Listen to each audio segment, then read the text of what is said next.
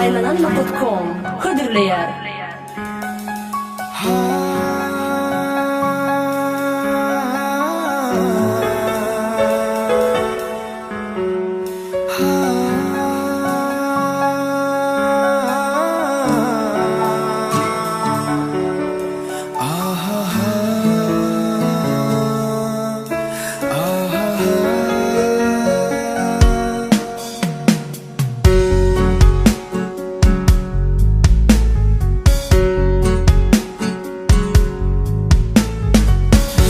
Elin ellerim dedi burnumun önüm,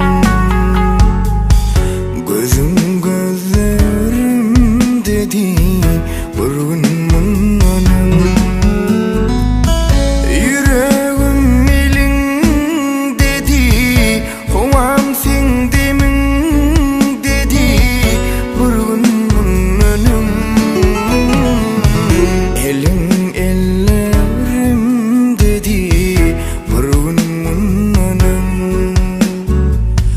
gözüm gözlerim dedi burnumun önüm.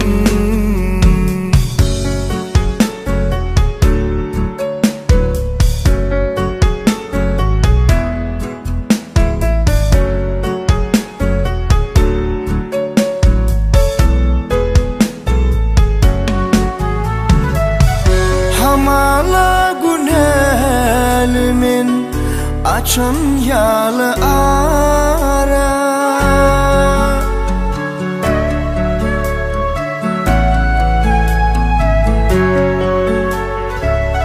hamala günelimin açan yalı ara, yan yala içim bugün bu derdimden yana, bizi ayırasalar ne dip bize düzülür yüreğim yara.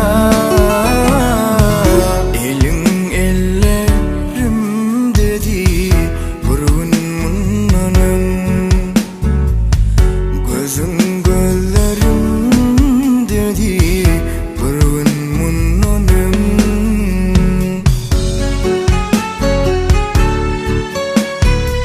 Faylananma.com Birinci Ekskluziv.